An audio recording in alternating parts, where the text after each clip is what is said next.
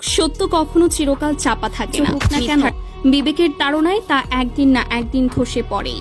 বিশ্বকাপে আর্জেন্টিনা বনাম মিশরের মধ্যকার সেই কলঙ্কজনক এবং চরম প্রহসনের ম্যাচের কথা নিশ্চয়ই আপনাদের সবার মনে আছে, যে ম্যাচে রেফারির নগ্ন পক্ষপাতিত্ব, মিশরের নিশ্চিত গোল বাতিল করা এবং শেষ মুহূর্তে সালাহকে করা ফাউলের পেনাল্টি না দিয়ে উল্টো আর্জেন্টিনাকে জয় উপহার দেওয়া নিয়ে পুরো বিশ্ব ক্ষোভে ফুঁসছিল।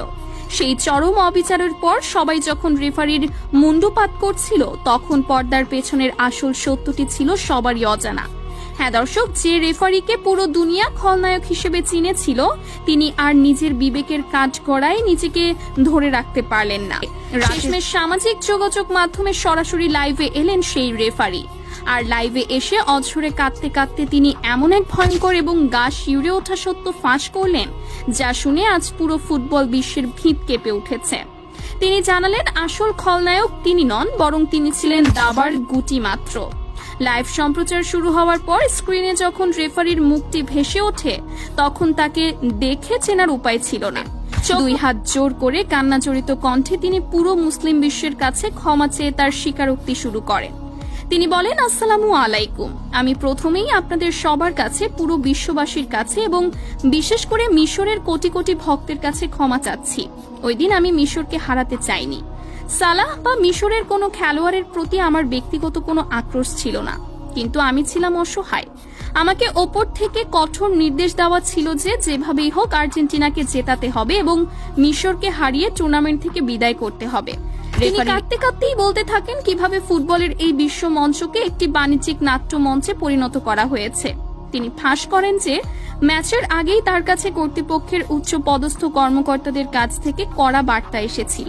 তাকে পরিষ্কার জানিয়ে দেওয়া হয়েছিল যে আর্জেন্টিনা যদি আগেভাগেই বিদায় নেয়, তবে আয়োজক এবং সম্প্রচারকারী প্রতিষ্ঠানগুলোর কোটি কোটি টাকার লোকসান হবে। ফুটবলের ব্যবসায়িক ভ্যালু ধরে রাখতে যে কোনো মূল্যে মেসিদের ফাইনালে দেখতে চায় তারা। রেফারি তার লাইভে অত্যন্ত আক্ষেপের সাথে বলেন, আমাকে হুমকি দেওয়া হয়েছিল যে আমি যদি তাদের নির্দেশ অমান্য করি এবং নিরপেক্ষ বাঁশি বাজাই, তবে আমার ক্যারিয়ার তো শেষ হবেই, এমনকি আমার পরিবারের এবং আমার নিজের জীবনের নিরাপত্তাও হুমকির মুখে পড়বে। আমি নিজের ক্যারিয়ার আর জীবনের ভয়ে সেদিন নিজের নৈতিকতাকে বিক্রি করে দিয়েছিলাম। তিনি বলেন, দ্বিতীয়ার্ধে মিশর যখন দুর্দান্ত আক্রমণ থেকে গোলটি করল, আমার কানের এয়ারপিসে সাথে সাথে উপর মহল থেকে নির্দেশ আসে যে কোনো অজুহাতে গোলটি বাতিল করার জন্য। এটি ছিল তাদের সাজানো এক অনুমান ভিত্তিক কৌশলগত সমীকরণ। আমি বাধ্য হয়ে ভিডিও প্রযুক্তির সাহায্য নেওয়ার ভান করি এবং 1 মিনিট আগের একটি অতি সাধারণ বল হারানোর ঘটনাকে ফাউল বানিয়ে গোলটি বাতিল করি। আমার তখন নিজের ওপরই ঘেন্না হচ্ছিল, আর ম্যাচের একদম শেষ মুহূর্তে সালাহকে যখন পা দিয়ে ফেলে দেওয়া হলো, আমার হাত স্বয়ংক্রিয়ভাবে পকেটে পেনাল্টির বাঁশি বাজানোর জন্য চলে গিয়েছিল।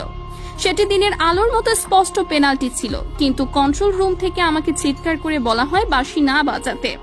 চোখের সামনে একটি মুসলিম দেশের রক্ত পানি করা পরিশ্রমকে আমি নিজের হাতে গলা টিপে হত্যা করেছি। অশ্রুসিক্ত নয়নে রেফারি আরো বলেন, যখন মিশরের সহকারী কোচ ক্ষোভে ফেটে পড়ে আমার দিকে তেড়ে এসেছিলেন, তিনি কোনো ভুল করেননি।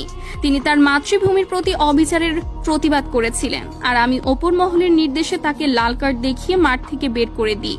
কিন্তু সবচেয়ে বেশি যে দৃশ্যটি আমাকে রাতে ঘুমাতে দেয় না, তা হলো মোহাম্মদ সালাহর সেই হাসি।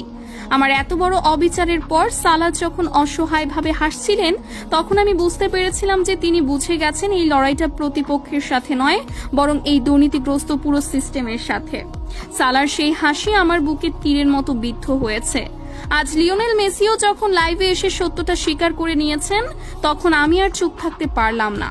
যে মেসি নিজে বিজয়ী দলের অধিনায়ক হয়েও সত্য বলতে দ্বিধা করেননি, সেখানে আমি এই মিথ্যা জয় দিয়ে কি করব? আমার বিবেকের দংশন আমাকে কুড়ে কুড়ে খাচ্ছে। লাইভের একদম শেষ পর্যায়ে এসে রেফারি তার পদত্যাগের ঘোষণা দেন। তিনি বলেন, আমি জানি আমার এই কান্নায় বা ক্ষমা প্রার্থনায় মিশরের সেই জয় আর ফিরে আসবে না। কোটি কোটি মানুষের ভেঙে যাওয়া স্বপ্ন আর জোড়া লাগবে না, কিন্তু আমি আর এই মিথ্যার বোঝা বইতে পারছি না। আমি আজ থেকেই ফুটবলের সমস্ত কার্যক্রম থেকে নিজেকে আজীবনের জন্য সরিয়ে নিচ্ছি।